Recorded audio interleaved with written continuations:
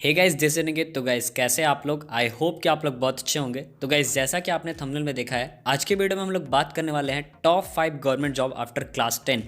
तो गाइस इस वीडियो में मैं आपको यहाँ पे जो टॉप 5 गवर्नमेंट जॉब के बारे में बताने वाला हूँ, ये बहुत ही रिसेंटली अपडेटेड रहते हैं। जैसे कि हर 6 मंथ पे या हर 1 ईयर पे ये जॉब अपडेट किया जाता है। मैं ऐसा कोई भी जॉब नहीं बताऊंगा जो आपको एक बार बताने के बाद वो उसके लिए आपको 2 साल 3 साल वेट करना पड़े। ऐसा कोई भी जॉब नहीं बताऊंगा। मैं सारा का सारा जॉब ऐसा बताऊंगा जिसमें आपको हर 6 मंथ के बाद या हर 1 ईयर के बाद आप उस फॉर्म को भर सकते हो। तो चलिए स्टार्ट करते हैं। तो गाइस फर्स्ट ऑफ ऑल अगर हम पोस्ट की बात करें तो आपका Indian navy matric recruit. Guys यहाँ पे पोस्ट 3 तरह के पोस्ट होते हैं, सेफ, स्टेवार्ड और हाइजीनिस्ट। गाइस इसमें अगर टोटल नंबर ऑफ वैकेंसीज की बात करें तो यहाँ पे 400 प्लस एक्सपेक्टेड वैकेंसीज होता है, मतलब 400 से ज़्यादा वैकेंसी होता है। और अगर मोड ऑफ एग्जामिनेशन की बात करें तो यहाँ पे मोड ऑफ एग्जामिनेशन इसका ऑनलाइन होता है। और गाइस सैलरी की बात करें तो 21,700 से लेके 69,000 तक का सैलरी होता है। गाइज अगर यहाँ पे सिलेक्शन प्रोसेस की बात करें तो यहाँ पे 2 तरह का प्रोसेस होता है। बेसिकली 2 तरह का एग्जाम होता है, CBT 1 और दूसरा जो होता है वो होता है PFT। बेसिकली गाइज अगर आप CBT को क्लियर कर लेते हो तो उसके बाद आप PFT भर सकते हो। PFT का आपका मेरिट लिस्ट आता है। तो गाइज समझते हैं थोड़ा CBT को कि CBT है क्या। तो बेसिकली गाइज CBT में आपको 3 सब्जेक्ट पे पढ़ाई करनी होती है, साइंस, मैथ और जीके।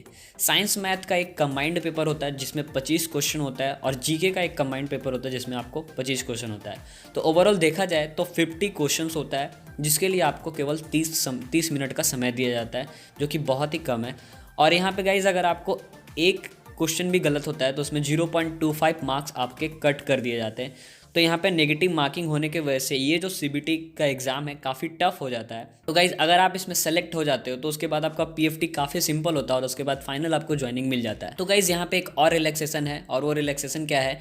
गाइज यहाँ पे जो CBT का कट ऑफ होता है वो हर स्टेट के लिए अलग अलग होता है। जैसे सपोज मैं एक एग्जांपल लूँ तो जैसे झारखंड के लिए अगर 30 नंबर पे सिलेक्शन हो रहा है, 30 नंबर पे बच्चों को उठाया जा रहा है, तो यही आपका उत्तराखंड के बच्चों को 12 नंबर पे ही सेलेक्ट कर लिया जाएगा। क्योंकि वहाँ मतलब स्टेट के बेसिस पे ऐसा छूट दिया जाता है कि जैसे नेवी में अगर झारखंड के बच्चे ज़्यादा हैं और उत्तराखंड के बच्चे कम हैं तो ऐसा छूट दिया जाता है, ठीक है। तो स्टेट बेसिस पे भी इनका कट ऑफ जाता है। तो आप अगर उन सब स्टेट में से बिलोंग करते हो जहाँ पे इनका कट ऑफ काफ़ी कम होता है तो प्लीज़ इस फॉर्म को भरिए। उसके बाद अगर आपका कट ऑफ मेरिट लिस्ट में आपका नाम आ जाता है तो उसके बाद आपका PFT होता है जो कि INS छिलका में होता है।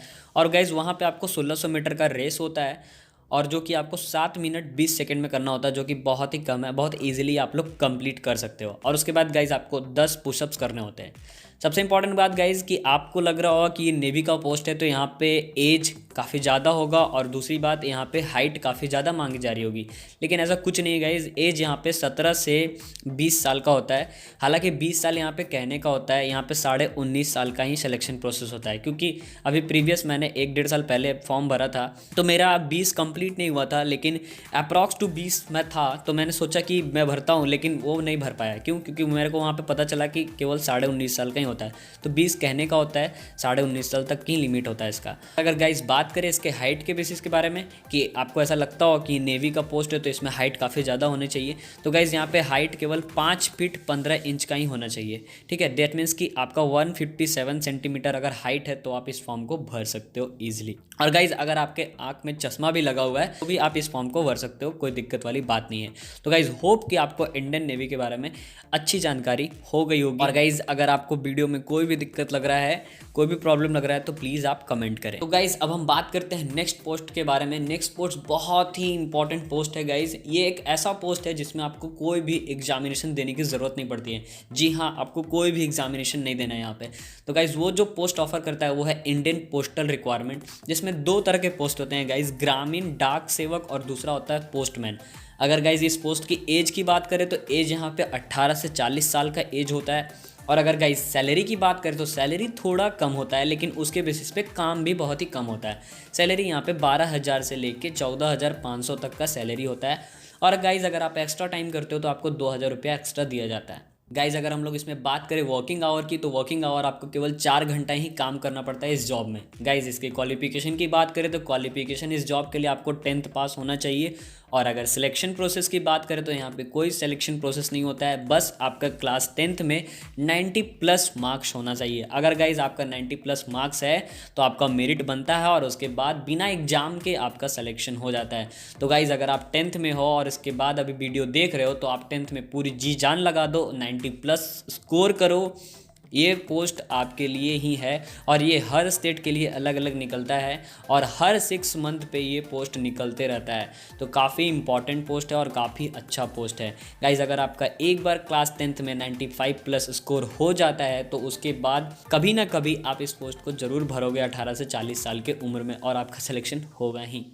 तो गाइज़ नेक्स्ट जो जॉब की बात करें वो बहुत ही रिस्पेक्टेड जॉब है। जनरली बॉयज़ इस जॉब के लिए बहुत ही एग्रेसिव रहते हैं। मैं भी एक टाइम पे इस जॉब के लिए एग्रेसिव था, जो कि है गाइज़ इंडियन आर्मी। जी हाँ, इंडियन आर्मी। इंडियन आर्मी में गाइज़ जीडी जनरल ड्यूटी का एक पोस्ट आता है जो कि क्लास 10th के बच्चों के लिए होता है और ये काफ़ी अच्छा पोस्ट होता है, जिसमें गाइज आपको rifleman, driver, operator, gunner, ASC, AMC जैसे पोस्ट दिए जाते हैं। बेसिकली एएससी का मतलब होता है आर्मी सर्विस कॉर्प्स और एएमसी का मतलब होता है आर्मी मेडिकल कॉर्प्स। तो गाइज ये जो पोस्ट होते हैं काफ़ी इंपॉर्टेंट पोस्ट होते हैं इंडियन आर्मी के अंदर और इसमें सैलरी भी काफ़ी अच्छा होता है। अगर एज की बात करें गाइज तो एज यहाँ पे 17.5 से लेके 21 साल तक का एज होता है। अगर सैलरी की बात करें तो सैलरी यहाँ पे 21,700 से लेके 61,300 का सैलरी होता है। अगर क्वालिफिकेशन की बात करें तो गाइज़ यहाँ पे क्वालिफिकेशन तो 10th होता है अगर एजुकेशनल क्वालिफिकेशन देखें तो। और बेसिकली कहा जाए तो मेडिकली फ़िट आप कितने हो वो यहाँ पे ज़्यादा इंपॉर्टेंट होता है। मेडिकली फ़िट में मतलब आपका जो हाइट है, मिनिमम आपका हाइट 163 सेंटीमीटर होना चाहिए और आपका जो चेस्ट है 77 सेंटीमीटर चेस्ट होना चाहिए। विदिन आप 5 सेंटीमीटर उसको एक्सपेंड भी आपको करना पड़ेगा। और अगर वेट की बात करें तो वेट आपका 48 kg आपका वेट होना चाहिए मिनिमम। तो यहाँ पे गाइज एजुकेशनल क्वालिफिकेशन से ज़्यादा आपको फिटनेस बहुत इंपॉर्टेंट रखता है इस जॉब के लिए। उसके बाद गाइज अगर यहाँ पे बात करें सिलेक्शन प्रोसेस का तो यहाँ पे 3 तरह के एग्ज़ाम होते हैं। पहला जिस वो सिलेक्शन प्रोसेस होता है वो होता है पीएफटी फिजिकल फिटनेस टेस्ट, और दूसरा होता है मेडिकल टेस्ट, और तीसरा होता है रिटन एग्ज़ाम। तो पहला जो फिजिकल फिटनेस टेस्ट है उसको थोड़ा अच्छे से समझते हैं। ये जो फिजिकल फिटनेस टेस्ट होता है इसमें पहला आपका 1600 मीटर का रेस होता है जिसके लिए आपको 60 नंबर दिए जाते हैं, और दूसरा जो होता है 9 फीट का जंप होता है और साथ ही पुलअप्स होते हैं जिसके लिए आपको 40 नंबर दिया जाता है। अब गाइज़ थोड़ा और डिटेल समझते हैं। 1600 मीटर जो रेस होता है गाइज़, आप अगर 5 मिनट 30 सेकेंड में कंप्लीट करते हो तो आपको 60 मार्क्स दिया जाएगा। और गाइज़ अगर आप 5 मिनट 31 सेकेंड से 5 मिनट 45 सेकेंड में कंप्लीट करते हो तो आपको 48 मार्क्स दिया जाएगा। तो ये बहुत ही इंपॉर्टेंट होता है। उसके बाद गाइज़ अगर आप 9 फीट जंप और पुलअप्स की बात करें तो जिसमें आपको 40 नंबर दिया जाता है, तो उसमें गाइज़ अगर आप 10 पुलअप्स लगाते हो तो आपको 40 मार्क्स दिया जाएगा। यहीं आप अगर 9 पुलअप्स लगाते हो तो आपको 33 मार्क्स दिया जाएगा। 8 पुलअप्स में 27 मार्क्स और 7 पुलअप्स में 21 मार्क्स और 6 पुलअप्स में 16 मार्क्स, और उससे नीचे अगर आप पुलअप्स लगाते हो तो आपको डिस्क्वालीफाई कर दिया जाएगा। वहीं आपको रेस में अगर आप 5 मिनट 45 सेकेंड से नीचे आते हो तो आपको डिस्क्वालीफाई कर दिया जाएगा।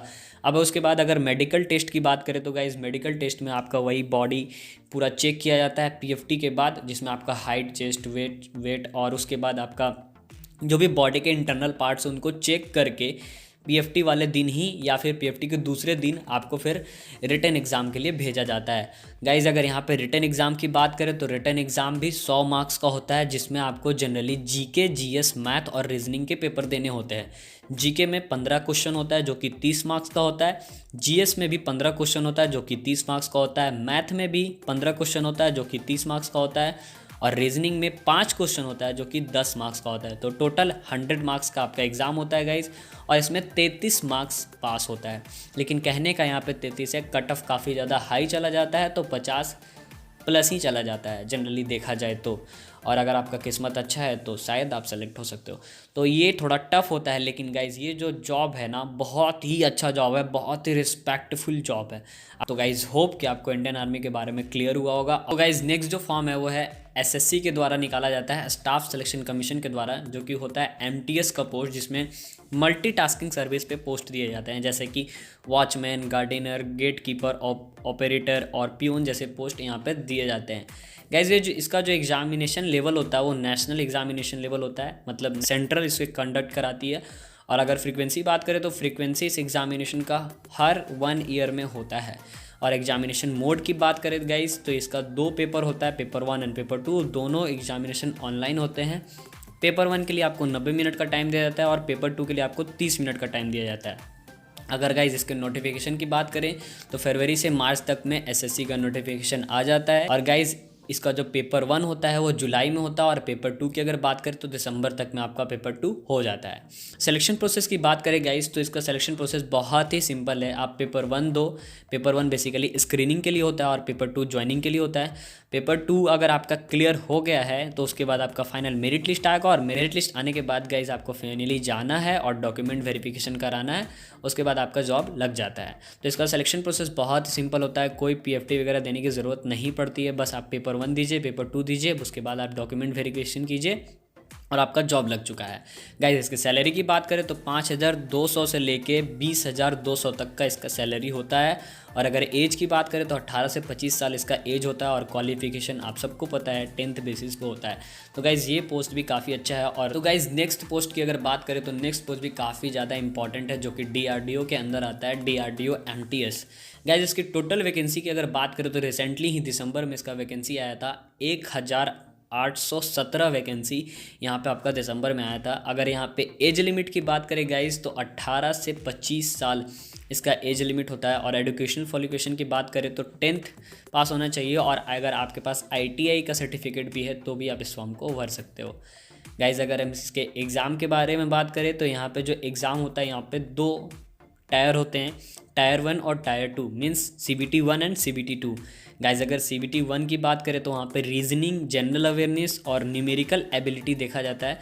रीजनिंग बेसिकली 35 क्वेश्चन होता है उसमें, जनरल अवेयरनेस में 30 क्वेश्चन होता है और न्यूमेरिकल एबिलिटी में 35 क्वेश्चन होता है। तो टोटल 100 क्वेश्चन होता है CBT 1 में, जिसके लिए आपको 90 मिनट का टाइम दिया जाता है। गाइज अगर आप PWD कोटा से हो तो आपको वहाँ पे 20 मिनट एक्स्ट्रा दिया जाता है। ओवरऑल अगर आप CBT 1 क्लियर कर लेते हो तो उसके बाद आप CBT 2 का फॉर्म मतलब CBT 2 का एग्ज़ाम दे सकते हो। CBT 2 में guys general science, general math और जनरल इंग्लिश होता है, जिसमें जनरल साइंस आपका 40 मार्क्स का होता है, जनरल मैथ्स भी आपका 40 मार्क्स का होता है और जनरल इंग्लिश आपका 20 मार्क्स का होता है। तो टोटल यहाँ पे 100 मार्क्स का होता है, जिसके लिए आपको 90 मिनट टाइम दिया जाता है, मीन्स 1 घंटा 30 मिनट आपको टाइम दिया जाता है। और यही आप अगर PWD कोटा से हो तो आपको 20 मिनट का रिलीफ भी दिया जाता है। और गाइज यहाँ पे कोई नेगेटिव मार्किंग नहीं होती है। बेसिकली यहाँ पे देखा जाए तो टायर 1 स्क्रीनिंग के लिए होता है और टायर 2 फाइनल सिलेक्शन के लिए होता है। अगर आपने टायर 2 क्लियर कर लिया है तो डेट मीन्स कि आपका जॉब जनरली लग चुका है, ठीक है। अगर गाइज सैलरी की बात करें तो यहाँ पे सैलरी आपका 18,000 से लेके 22,000 तक का सैलरी है। अब गाइज आपके मन में ये डाउट आ रहा होगा कि सर मेरे को कैसे पता चलेगा कि ये जो फॉर्म है ये आया है कि नहीं आया। तो गाइज इस फॉर्म को पता करने के लिए आप सबसे पहले विजिट करो सरकारी रिजल्ट या रोजगार.com पे। सरकारी रिजल्ट या रोजगार.com पे आप जाओ, वहाँ से देखो, हमेशा उसको चेक करते रहो, वहीं पे आपको अपडेट किया जाएगा इन सब पोस्ट के बारे में। तो होप गाइज कि आपको वीडियो काफ़ी अच्छा लगा होगा और अगर वीडियो अच्छा लगा है तो प्लीज़ लाइक, सब्सक्राइब और शेयर ठोकिएगा।